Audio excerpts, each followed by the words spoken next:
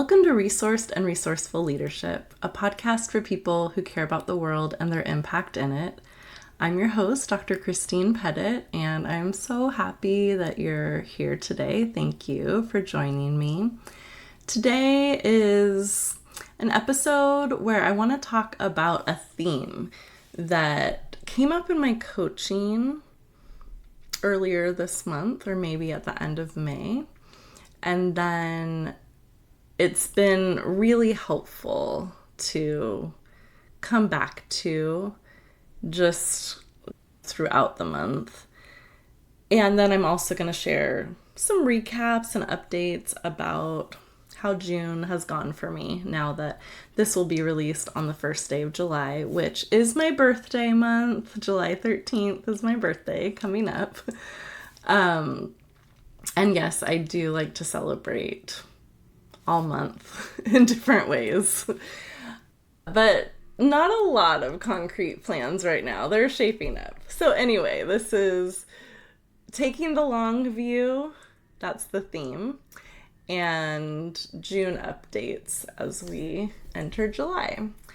I had 2 coaching sessions early in June where the theme that came up was taking the long view, and it was helpful in considering very different scenarios. So I'm kind of in this coaching phase of my journey. I've done like peer coaching and exchanges along the way, so I wouldn't say I've really been out of coaching, but it's been a while even since I was doing an exchange until I have been working with my coach Dewey, who I talked about in a previous episode. And then I just started working with a coach, Stephanie, more on doing some of the work around bringing my offers out into the world more broadly, or more. Yeah, I'm working on it, so I'll talk about that more. But anyway, okay, so in my conversation with Dewey, I was getting coached on a situation that was really nagging at me. Pattern of communication that I felt needed to be addressed, and I felt like there was this part of me, and I didn't realize it, that I was operating from that part's level, but there was this part of me that really wanted to be heard by this other person, and felt if I'm not heard by this person, like, we can't hang out. That was basically the message there. And I was having a lot of hang-ups about it too, because I coach people on difficult conversations, and it's been weighing on me for quite a while. And so I was like, Dewey, I need coaching around this. And just through the coaching, I realized that, like, he offered to me what would taking the long view of this relationship look like or mean for this particular situation. And that was such a helpful view to have, like, instead of just this one conversation or this one feeling that I felt like needed to be addressed, or this pattern, because it is a pattern that I feel like needs to be addressed. But the reality is that I don't think the relationship is there to address it. And certainly not over text, or like immediately when I'm with that person, I need to be like, oh my gosh, blah, blah, blah. So this was earlier in the month, but taking the long view of that relationship helped me think about, like, okay, like, not everything needs to get settled in this moment. I don't want to use that as an excuse to not share my perspective or advocate for myself, but I do want to come in with curiosity. And also, it reminded me of community organizing and relationship building in that. And like, you really can't move people that you're not in relationship with. Relationship building is intentional, and the intentionality hasn't fully been there, and the curiosity hasn't fully been there on my part. And it's helpful. It was just really helpful to locate that relationship within like a longer view. What do I want a relationship to be like 30 years from now? You know, and then also the thing that I work with people a lot on, as well as myself, is like, what's in my sphere of influence and what is not, what's in my control, what is not. It's complicated when you're dealing with other people, right? And there's a lot you can't control. So I'm not giving up, but I am trying to hold it in the long view and not have that urgency about like, oh my gosh, I need to be heard, take the reins. And in fact, I have found other ways to be heard. That person may or may not be able to actually hear me when it comes to it. So that is the one situation. And then the next day, I got some coaching with Stephanie, who I'm working with, as I said. I mean, the work that I've done with Dewey has been really foundational, too, to getting me to this place. But Stephanie is someone who's more visible on Instagram and kind of part of a business. I've talked about it, the regenerative business ecosystem with Sam Garcia. So we're part of that together. So exploring what it would take for me to make and shape and make offers to folks. And I talked about coaching with her a little bit in the last episode, I'm pretty sure, on karaoke. Yeah, that's where like the back and forth between us helped me land on La La La Lunch, which again, I will post the Evite link in the show notes for anyone in the Long Beach area who's a parent or actively caregiving and in the nonprofit or social impact sector. I'd love it if you could join me. We have a good number of folks who've signed up so far. I think maybe half a dozen, which is great. And I haven't done a lot of inviting yet.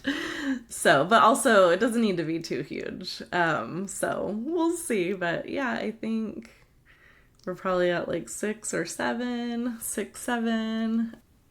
That will just be like a little mark of the times. If anyone comes, a time capsule, if anyone comes back and listens to this episode.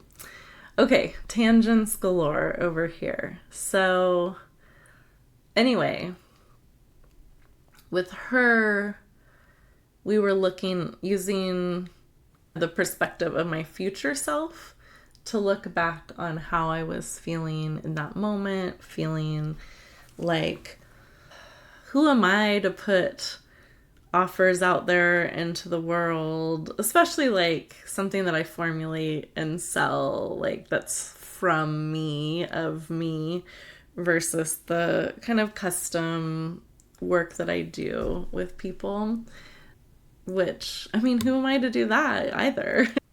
I feel confident in that, and I mean, not always, but I know that I have been very supportive to people and organizations in that work and help them get to the next place or places that they want to go and address some of the root issues and all of that good stuff. So I'm confident in my work, but there's something about putting myself out there, like, I'm gonna sell a course or a group or write a book, that feels even more like, what would that be? What, that part of me that's like afraid people are gonna be like, who do you think you are? And then I don't know. If you can help me find the word, please let me know. Braggadocious. So self-assured. Like, that's a bad thing. I mean, maybe being overly braggadocious is, but like being like, hey, I've learned some stuff over the years. I can help you, maybe. Like, I think that's actually just true. Anyway, so there's that. And then I think there's this part of me that's afraid, like, people will be like, yeah, but you're not perfect and you did this and blah, blah, blah. And like, I'm not perfect. And people could say I've done things that felt unsupportive or even hurtful to them. Or, people could just criticize me for whatever reason. And so there's a part of me that is like afraid to be seen. And I think I did some work around that, parts work around that part that's afraid of being thrown away. So in the coaching with Stephanie, we looked at it from the perspective of my 93-year-old self or my 97-year-old self. I don't know. I like that range of ages for me. So looking back, like over like double my lifetime, basically. And my future self at 93 or 97 was a little sassy. She was like, who cares? Get over yourself and like go do this now. So yeah, my future self was just like, who cares? Which is a little surprising. Sometimes my future self, it's like, I think because it's a little near, I usually don't go that far out. I usually go like 10 years out. So my future self is like inviting me in for tea and sharing this wisdom with me. My 90-something self is like a little crotchety, a little sassy, just no nonsense. And not quite the aggressive cheerleader that some of my friends are, but up there with a little bit more like, oh my God, I'm tired. Like, why are we talking about this again? So anyway, I do have a future self-visualization on YouTube if you want to check that out, and I'll link that too as well. Because sometimes taking the long view is really helpful. And that's something I've discovered in coaching or learned through my coach training too, as we learn kind of these different ways of working with people. And sometimes it's looking at things from a lot of different perspectives. That's really helpful when you might be stuck, and not looking at it from the perspective of other people per se, but more like, what would the sun have to say about this? What would your dog have to say about it? What would a cheerleader say about it, since I raised that? But really like looking at an issue that you feel stuck in from kind of different perspectives. That's one pathway. Another pathway is really just grounding in the present moment. What is present right now? What's important and alive right now? Sometimes it's taking in the long view, doing a future self visualization, or imagining something further out.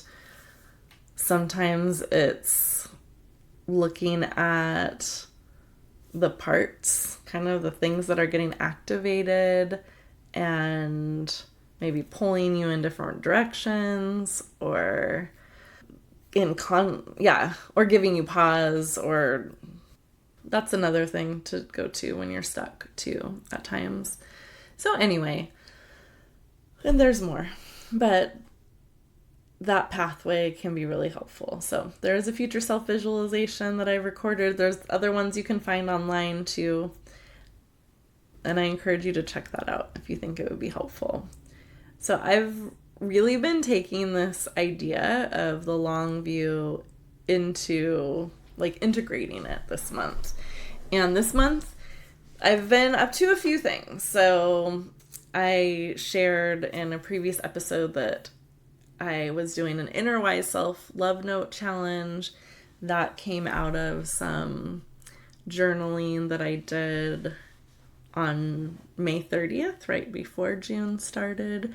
And I was like, I want to talk more with my inner wise self. And so then I was like, I'm going to talk every day to my inner wise self and do an inner wise self love note, which if you missed that, you can go back to the episode 2% Braver, or I have a video that breaks down the process of writing an inner wise self love note and where I learned that from, who I learned that from, Sark, Susan Ariel Rainbow Kennedy. So you can do that as well. I counted up how many times I connected with my inner wise self, like specifically writing from that perspective this month. It was 18. I could have done better. There were times where I knew, like, I got tired, like, I put it off, and I ended up, like, I would kind of think about it, think from that perspective as I was going to bed, or, yeah, just kind of try to bring in my inner wise self more. So I will say, I thought about my inner wise self every day, which, like, mission accomplished. Even though I didn't write every day, like, just nurturing that connection, I think, is really great. And the love notes that I did write and the things that I did write with my inner wise self were really helpful. So I'm grateful for the wisdom in me that, like, pulled that challenge out. I also said when I was journaling that I wanted to eat a salad a day, and that I'd walk 6 miles on Fridays to get ready for walking in the Camino de Santiago with my Aunt Babs, who you can listen to her episode. It's way back in the beginning of this podcast, but I didn't count up how many times I ate at least a salad a day, but it was more than the days that I wrote inner wise self-love notes. There was probably only a few days that I didn't. And that was actually really helpful. I'm not on a particular diet or anything like that right now, but I am trying to get back in a habit of eating more healthful foods regularly. And I've got to this place where I've really gotten stuck around food. And so making this goal just made it like, I can eat whatever else, but at least a salad a day. And it was really helpful. Like today, I didn't have the fixings for salad, but I had in my mind, like, okay, I'm going to stop by the grocery store, get some salad ingredients. And so I just knew, it was just like easy, like, okay, I know I'm going to do that. And so I've also just been working on other elements of my nutrition, taking some collagen peptides with green tea in the morning, eating some hard-boiled eggs, making those more often, trying to get more protein in so I'm not as hungry, and like everyone's like, okay, you're a perimenopausal woman, you need to be eating all of this protein. So I am doing that. I will say my diet is on my mind, but I am very anti-diet culture, and I just have a really hard time tracking calories and things like that. I did it at one point. I don't know if it was calories or points, foods. I did with Noom during the pandemic, but it's not my jam. But I have been gaining weight like a lot of weight, and I'm not happy with where my body is right now. It's really hard to talk about because I feel like there's like shame and stigma all around it, with women's bodies and on all ends of it.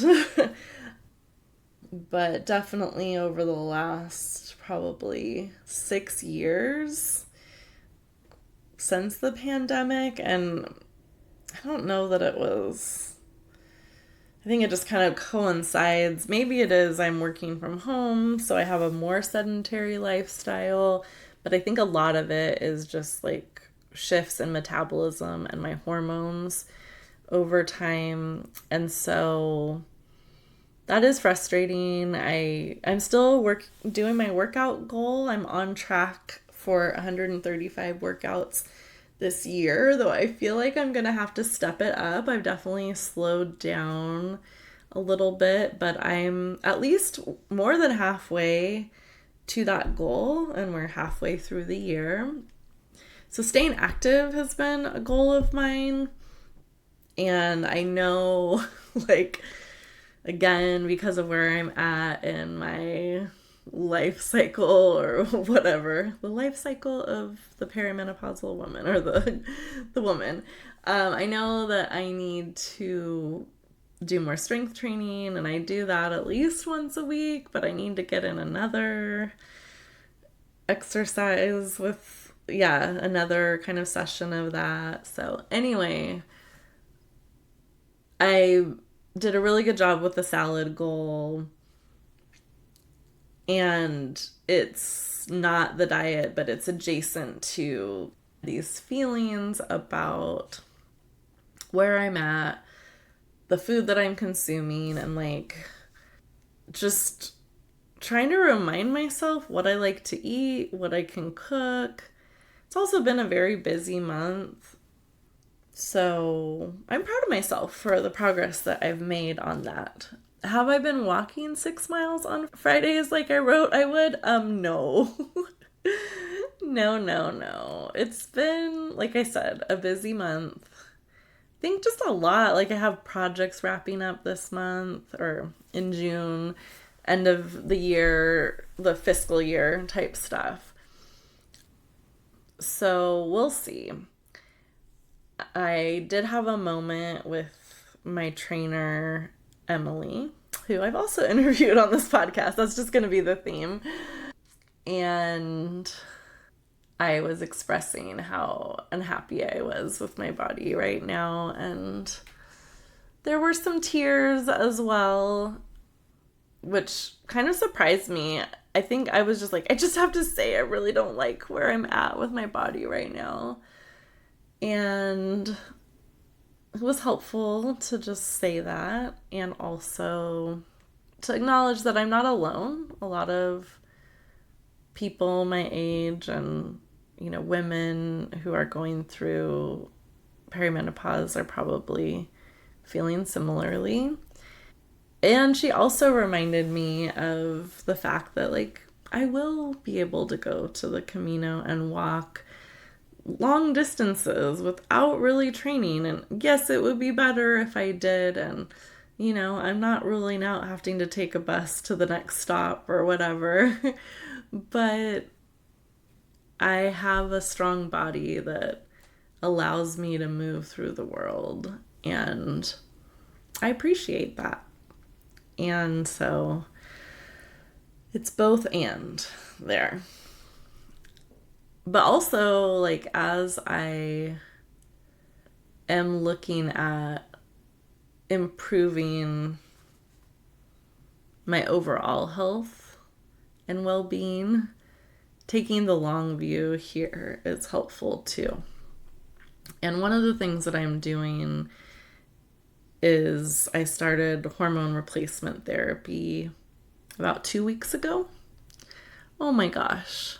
I could do a whole episode about perimenopause and just how under-researched menopause and women's health in general is. But I'm pretty mad about it, honestly. So I've been documenting, or at least I documented the first few days on progesterone and estrogen, and I want to share more about that, but I don't think I want to go into it all tonight. So I'll just say, like, I am starting hormone replacement therapy. It is already helping with some of my symptoms of hot flashes, with sleep. I don't think it's helping with my cognition right now. I feel like even more scatterbrained than I have. But it takes 1 to 3 months to like know kind of how you're gonna be. So there's that. So much more to say about that. Let me know if you want to hear more about it. As I think about my health, yeah, it's like, okay, the long view. Let's see how I feel in 3 months on this, if this makes any difference. The hormones themselves shouldn't necessarily contribute to weight loss, but they may help stabilize my weight. And then I think, I need to shake things up a little bit. The goal is to be strong and healthy. And so it's not about the number on the scale, but there are some other indicators where I could be more healthy now. And so I want to track that and work on it.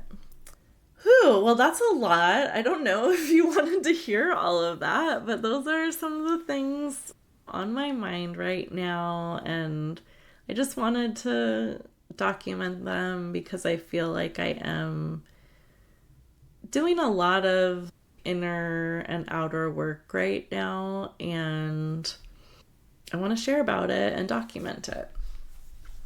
So I am getting ready still. I'm going to be doing the retreat for my business July 6th through 10th. I'm excited for that. And I'm going to cap it all off with the karaoke for nonprofit and social impact leaders who are parenting. It's also like a great segue into my birthday. So there is a lot to look forward to as well. Thanks again for listening in today.